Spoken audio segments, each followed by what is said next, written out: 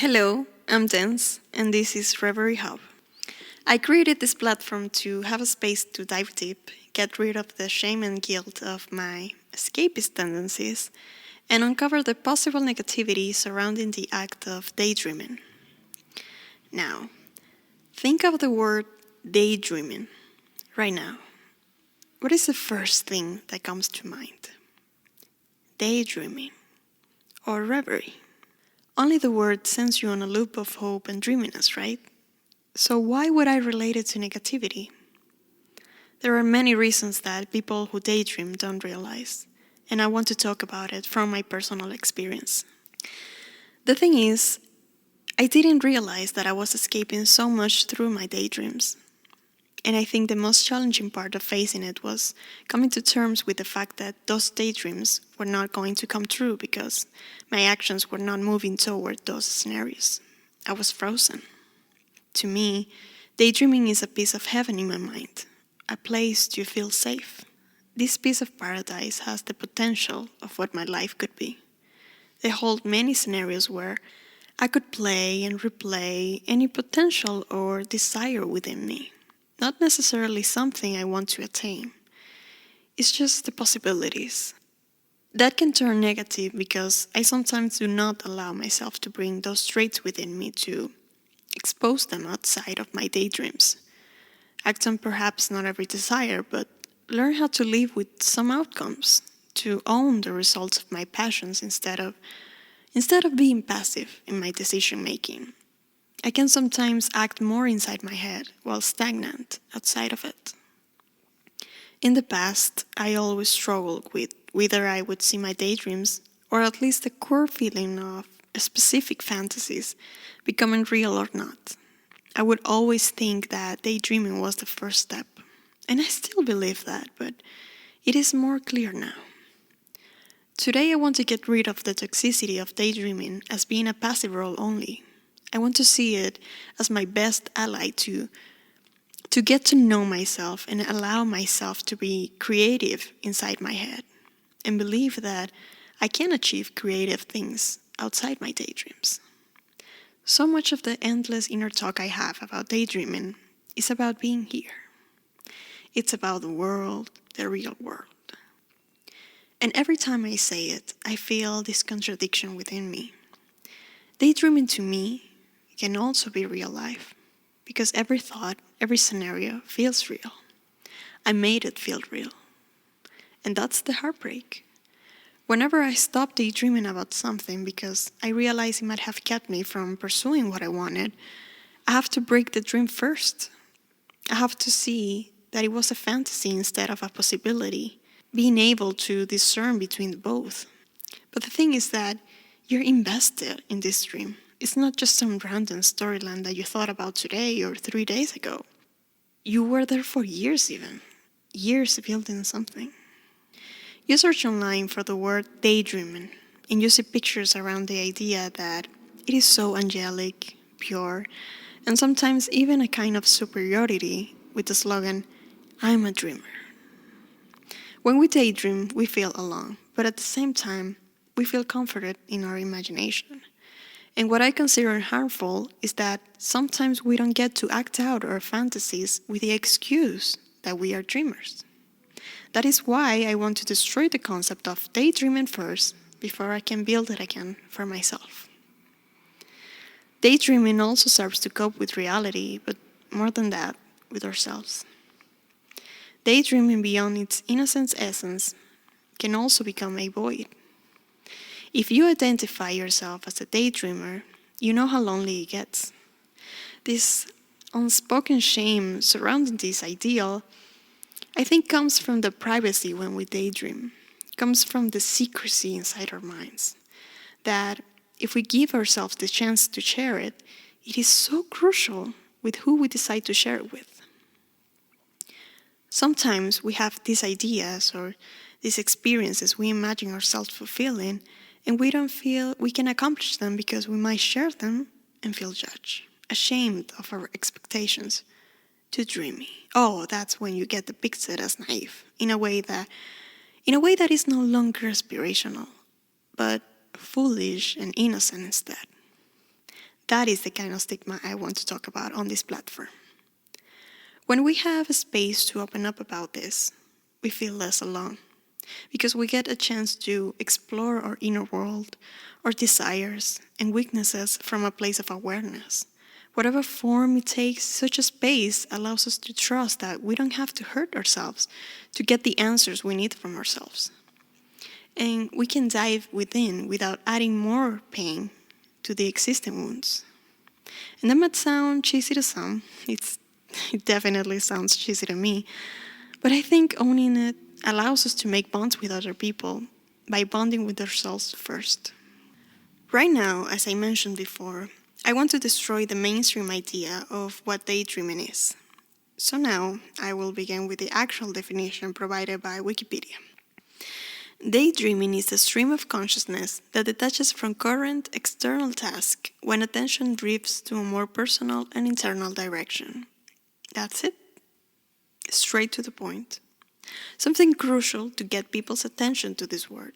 But then again, whenever I look for the term daydreaming in social media, there's mostly the illusion of being a daydreamer. I end up with this uneasy sensation because even though I wouldn't consider myself a victim of these ideas, I do see myself as somebody who had the wrong picture of what daydreaming represents. What I mean is that I would romanticize myself in this role.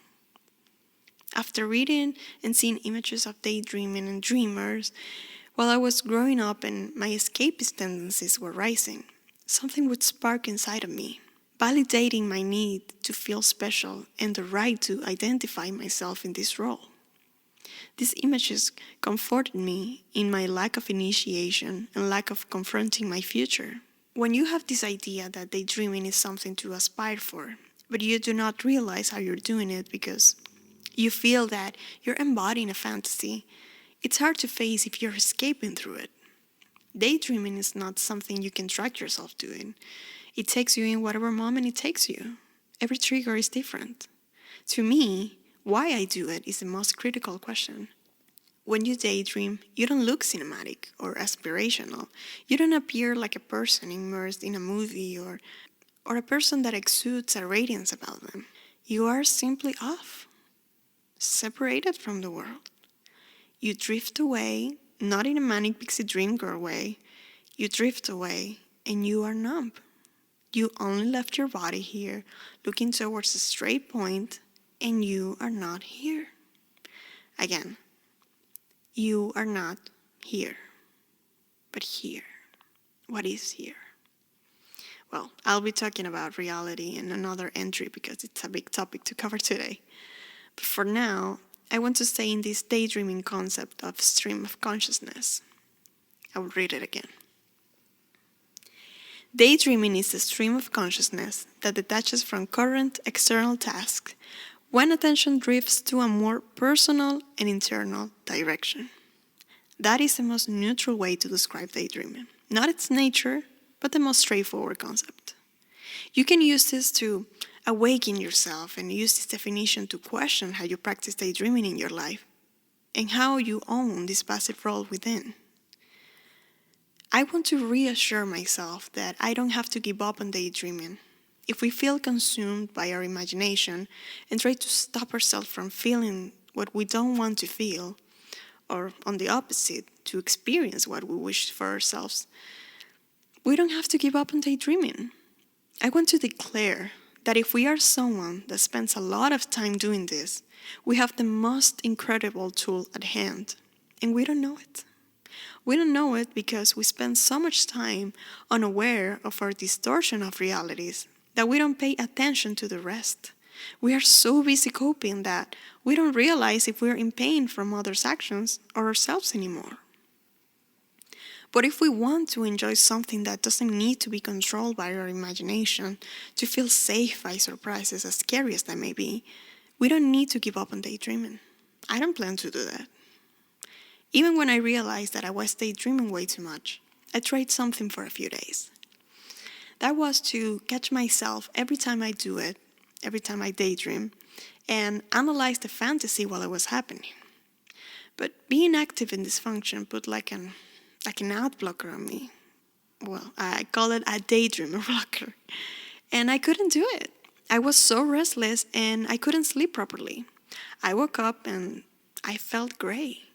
I lacked color. Okay, what do I do with my day now? And well, that opened many options for me, for sure.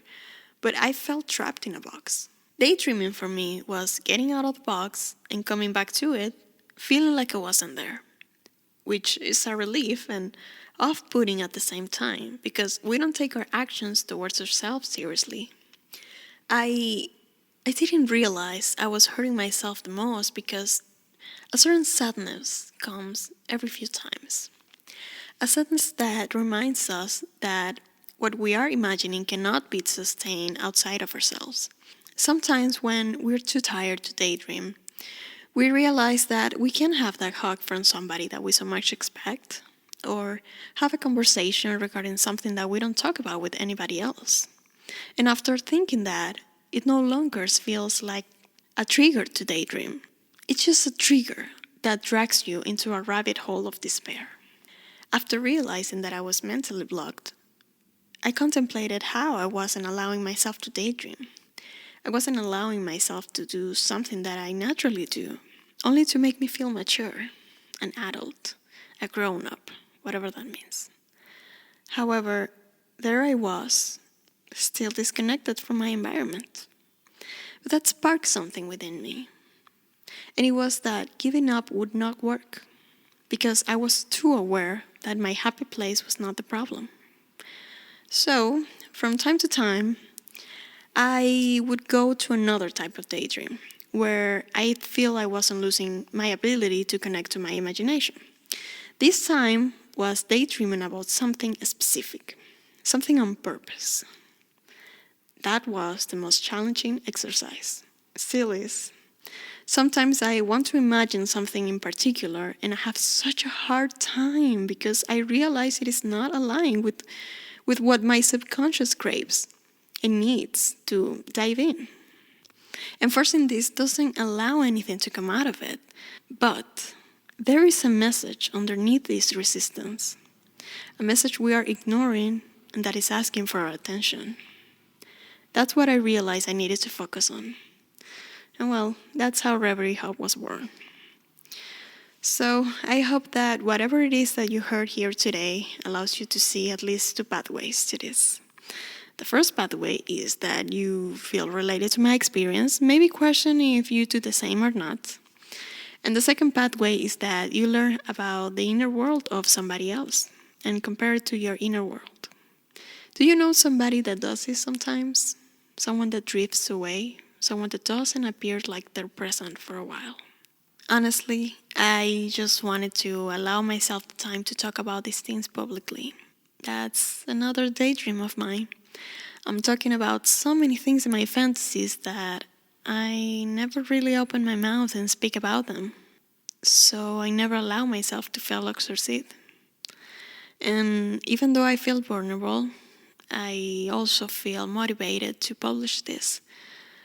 I just want to come across as somebody who wants to talk and share a personal point of view, someone who doesn't want to give up on something I find truly inspiring. The only thing that makes me feel connected to my inner me. Until next time, bye bye.